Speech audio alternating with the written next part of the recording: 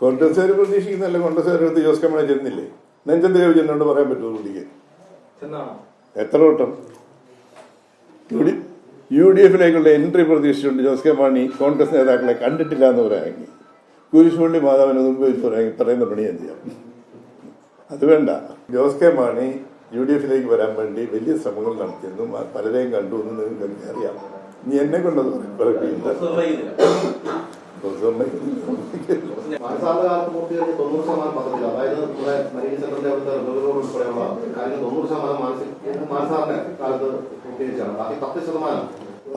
പലനില വീട് 90% പൂർത്തിയായി എന്റെ മുഖത്ത് കണ്ടു പറയാൻ പറ്റും. ഞാൻ പറഞ്ഞുതരാം. അവിടെ കുപ്പിക്കഴുതെന്ന് പറഞ്ഞ് കളിയാക്കി. ഞാൻ 2019 ഒക്ടോബർ 9 MLA ആയിട്ട് സത്യപ്രതിജ്ഞ ചെയ്തു. 10 യൂത്ത് ഫ്രണ്ടുകാരുടെ ഒരു ജാഥ പോവുകയിലൂടെ ബൈപ്പാസ് റോഡ് നന്നാക്കണം. എത്ര നേരം ഇവരും ഒന്നും ചെയ്തിട്ടില്ല. അതിനെ കുപ്പിക്കഴുത്ത് മാറിയോ? അതിന് 10 കോടി 10 ലക്ഷം രൂപ വായിച്ചു. RV സെന്റർ വരെയുള്ളത് പോയി. പലവട്ടം മുഖ്യമന്ത്രി വിളിച്ച ഈ ജില്ലയിൽ വിളിച്ചിട്ടുള്ള ഓരോ MLA-മാരെ വെച്ചുള്ള യോഗമുണ്ട്. അതിൽ ഓരോ പ്രാവശ്യം ഞാൻ പറഞ്ഞ ഈ റിവ്യൂയോട് കഷ്ടിച്ച് 58 ലക്ഷം രൂപ അവർക്ക് കൊടുക്കാനുള്ള കൊടുത്താൽ, കോമ്പളംകാർക്ക് കൊടുക്കാനുള്ള കൊടുത്താൽ ആ വഴി പൂർത്തിയാവും. ചെയ്യല. ഞാൻ ഈ ബഡ്ജറ്റിലും കൊടുത്തതാണ്. ഈ ബഡ്ജറ്റിൽ ഇപ്പം തന്നേക്കുന്ന ആകെ 5 കോടി രൂപ മരീൻ സെന്ററിൻ്റെ അവിടെയുള്ള സ്ഥലം എടുക്കാൻ. അത് തികയല്ല. ഞാൻ 8 കോടി എഴുതി കൊടുത്തു.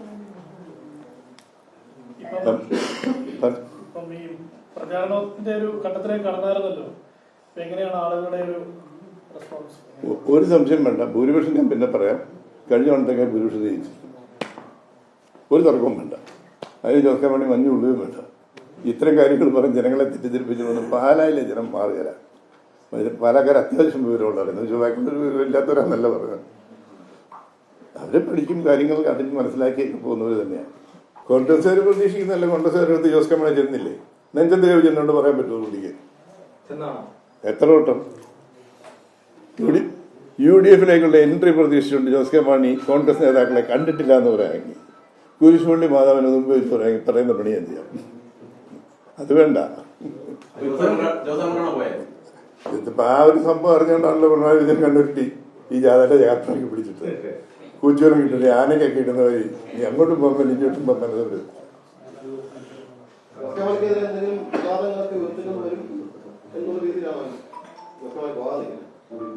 എനിക്കറിയില്ല.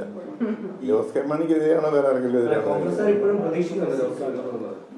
ഞാൻ പറഞ്ഞു ഞങ്ങൾ എന്നോട് ഇവിടെ മത്സരിക്കാൻ പറഞ്ഞ വിത്തി എഴുതാൻ പറഞ്ഞ ഞാൻ വിത്തികളൊക്കെ ബുക്ക് ചെയ്തു. അത് ഞാൻ പറഞ്ഞത് ശരിയല്ല. ജോസ് കെ മാണി യു ഡി എഫിലേക്ക് വരാൻ വേണ്ടി വലിയ ശ്രമങ്ങൾ നടത്തിയിരുന്നു. പലരെയും കണ്ടു എന്ന് നിങ്ങൾക്ക് അറിയാം. നീ എന്നെ കൊണ്ടത് പറയില്ല.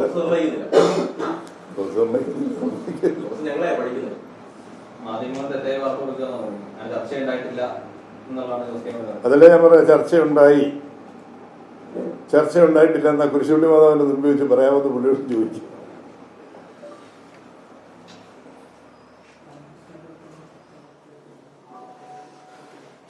മൊത്തത്തിൽ ഇവിടെ പാലായിക്ക് പറ്റിയ എല്ലാ പരിപാടികൾക്കും നടന്നു നിർത്തിയത്. അതൊരു ഞാനൊരു എക്സാമ്പിൾ പറയാം. ഞാൻ മാണി സാറിനെതിരെ അവരെ നിർത്തിയില്ല. മാണി സാറിനോട് 3 പ്രാവശ്യം തോറ്റപ്പോഴും അദ്ദേഹം ചെയ്യുന്ന ഒരു പ്രവൃത്തികൾക്കും എതിര് പറഞ്ഞില്ല. ഈ ബൈപ്പാസ് റോഡ് ആദ്യം ഡ്രെയിനേജ് ഇല്ലായിരുന്നു, അറിയോ? ജോഗി അറിയോ? ഡ്രെയിനേജ് ഇല്ലാതെ അന്നങ്ങ് പണിത് തീർത്തു. കാരണം ആ ഇലക്ഷൻ എന്തെങ്കിലും കാണിക്കാൻ വേണമായിരുന്നു. പിന്നെ ഇത് പൊളിച്ച ഡ്രെയിനേജ് പണിത്. നമ്മൾ പരാതി പറഞ്ഞിട്ടില്ലല്ലോ. ആ വീടിന്റെ വില കൊടുക്കണം. അദ്ദേഹം കോടതിയിൽ പോയിരുന്നു. കോടതി അതിനത് വിധിയായിട്ടുണ്ട്. ആ കാശ് കൊടുക്കുന്നില്ല. അല്ല, 58 ലക്ഷം രൂപ ഒരു റിവർ വ്യൂ റോഡ് വരുന്നുണ്ട്. അത് 58 ലക്ഷം രൂപയുള്ളൂ. 58 കൊടുത്ത് ഹിൻഡ്രൻസ് ഫ്രീ ആക്കിയാൽ ആ കോൺട്രാക്ട് ബാക്കി വർക്ക് ചെയ്യും. അതുപോലെ പലവട്ടം 5 വർഷമായിട്ട് ഞാൻ എഴുതി കൊടുക്കുന്നതാണ്. ഈ റിവർ വ്യൂ റോഡ് നിൽക്കുന്ന സാന്തം കോംപ്ലക്സിന്റെ അവിടെ നിന്ന് ഒരു ഫ്ലൈ ഓവർ RV ജംഗ്ഷൻ കടന്ന് അപ്പുറത്ത് വന്ന് നിൽക്കുന്ന ഒരു ഫ്ലൈ ഓവർ 40 കോടി രൂപ വരും. അത് പാലായുടെ വികസനത്തിന്റെ ഭാഗമാണ്. എന്തായാലും യു ഡി എഫ് വരുമ്പോഴത്തേക്കും തീർച്ചയായും ചെയ്യും. കോൾഡ് സ്റ്റോറേജും ഫുഡ് പാർക്ക് വരും. ഇവിടുത്തെ ടൂറിസം മേഖല വലിയ തോതിൽ വളരും. ലീഗയിൽ 20 ടൂറിസം മാപ്പ് ഓഫ് ഇന്ത്യയിൽ വരും. അതിന്ന് വരത്തിനെന്ന് സംസ്ഥാന ഗവൺമെന്റ് റെക്കമെൻഡ് ചെയ്യണം. ഞാൻ പലവട്ടം റിയാസിനോട് ചോദിച്ചു. 10 പൈസ സർക്കാർ മുടക്കില്ല. BMN BC ലെവലിൽ 50 അടി വീതിയുള്ള വഴി വരും. ഇത് ചെയ്യണ്ടേ? ഇതിപ്പോൾ വാഗമണ്ണും ഈ രണ്ട് ഡെസ്റ്റിനേഷനുമായിട്ട് ഇല്ലിക്കല്ലി എതിരായിട്ട് യോജിപ്പിക്കണമെങ്കിൽ 11 കിലോമീറ്ററിൻ്റെ റോഡ് വന്നാൽ മതി. ടൂറിസ്റ്റ് എവിടെ പോയി നിൽക്കും? ഈ നാട്ടിലുള്ള ആളുകൾ രക്ഷപ്പെടില്ല. എല്ലാവർക്കും ഹോം സ്റ്റേ പണിയാം. 20 ലക്ഷം രൂപ മതി ഒരു ഹോം സ്റ്റേ ഉണ്ടാക്കണമെന്നുണ്ടെങ്കിൽ. അത് മുദ്ര ലോൺ കിട്ടും. അതെനിക്കറിയില്ല. ഞാൻ UDF അധികാരത്തിൽ വരികയും ഞാൻ MLA ആണെങ്കിൽ ഈ കാര്യം മുഴുവൻ ചെയ്തു. സംശയമൊന്നും വേണ്ട. നിങ്ങൾ പറഞ്ഞിട്ടേ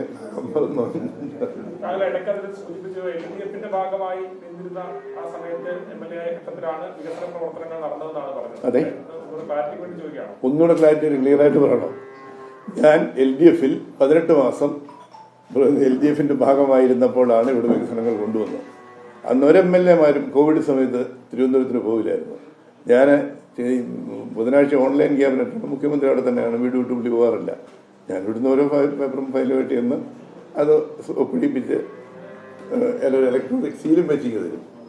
അപ്പം അന്ന് ഓഫീസുകൾ വഴി കയറി ഇറങ്ങുമ്പോൾ പല ഉദ്യോഗസ്ഥരും പറഞ്ഞതായിട്ട് ഞാൻ കേട്ടിട്ടുണ്ട്, നല്ല MLA ആണല്ലോ, മണ്ഡലത്തിന് വേണ്ടി ഈ സമയത്ത് പോലും വന്ന് കാണുന്നല്ലോ.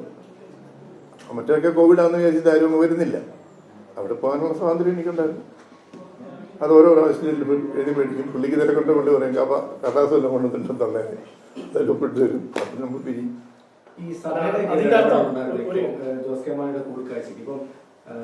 പ്രമുഖ നേതാക്കളുമായിട്ട് തന്നെയാണോ കൂടിക്കാഴ്ച നടത്തിയത്? കോൺഗ്രസിന്റെ ഉന്നത നേതാക്കളുമായിട്ട് കൂടിക്കാഴ്ച നടത്തിയിട്ടുണ്ട്. ഇനി അതേ സംബന്ധിച്ച് കൂടുതൽ ചോദിക്കണ്ട.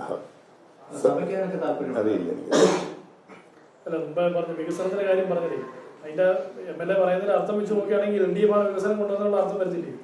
അർത്ഥം വന്നോട്ട് ഞാൻ ഭരണ മുന്നണിയിൽ ഒരു MLA നിൽക്കുമ്പോൾ കിട്ടുന്ന കൺസിഡറേഷൻ മാണിസാർ തന്നെ പറഞ്ഞില്ലേ, പ്രതിപക്ഷത്തിരിക്കുമ്പോൾ തുടങ്ങിയതാണ്. അപ്പോൾ ആ മാണിസാറിനെ പോലെ ഒരു മഹാനായ മനുഷ്യന് പ്രതിപക്ഷത്തിരിക്കുമ്പോൾ പാലായ്ക്ക് വേണ്ടി ഒന്നും തന്നില്ലെന്ന് പറയണമെന്നുണ്ടെങ്കിൽ അത്ര മഹാനല്ലല്ലോ ഞാൻ. പക്ഷേ കേരളത്തിൽ ഇതുവരെ ഇപ്പോൾ MLA ഇങ്ങനെ പറയത്തില്ല, പറഞ്ഞിട്ടില്ല ഇതുവരെ. ഞാനവിടെ സ്നേഹിതന് അറിഞ്ഞില്ല. രമേശ് ചെന്നിത്തലയുടെ ജാഥ കഴിഞ്ഞവണ്ണം ഇവിടെ പാലായി. ആ ജാഥയിലാണ് ഞാൻ ആ യോഗത്തിലേക്ക് കയറുന്നത്, ഇതിൽ ചേരുന്നത്. അപ്പൊ പരസ്യമായിട്ട് ഉമ്മൻചാണ്ടി രമേശും എല്ലാം ഇരിക്കുന്ന യോഗത്തിൽ ഞാൻ പറഞ്ഞു, പാലായിൽ വികസനം ഈ കഴിഞ്ഞ 1.5 വർഷത്തിനിടയ്ക്ക് 80 കോടി രൂപയുടെ വികസന പ്രവർത്തനങ്ങൾ നടത്തി. അതിന് എനിക്ക് പിണറായി വിജയനോടും ഇടതുപക്ഷ മുന്നിലെ മന്ത്രിമാരോടും നന്ദിയുള്ളത്. ആരൊന്നും പറയാൻ എനിക്ക് പിടിയില്ല. ചെയ്ത് കിട്ടിയ കാര്യം ചെയ്തതെന്ന് പറയും. LDF കാലത്ത് വികസനമൊന്നുമല്ല, LDF-ന്റെ ഭാഗമായി ഞാൻ ഇരുന്നപ്പോൾ. LDF കാലത്ത് വികസനമൊന്നും എനിക്ക് പറയാൻ പറ്റില്ല. കാരണം ഇപ്പം ഈ കഴിഞ്ഞ 5 കൊല്ലമായിട്ട് തന്നെ ചെയ്യുന്നു. കഴിഞ്ഞ 5 കൊല്ലമായിട്ട് ചവിട്ടി ഒതുക്കരുത്. ഇനി ഇതിൽ നിന്ന് പൊട്ടി വിടരും മെയ് 20 കഴിയുമ്പോൾ. അപ്പം പാലാ വികസനം എന്നാന്ന് കാണും. 52 കൊല്ലം ഇവിടെ നടക്കാത്ത വികസന പ്രവർത്തനങ്ങൾ അപ്പം നടക്കും.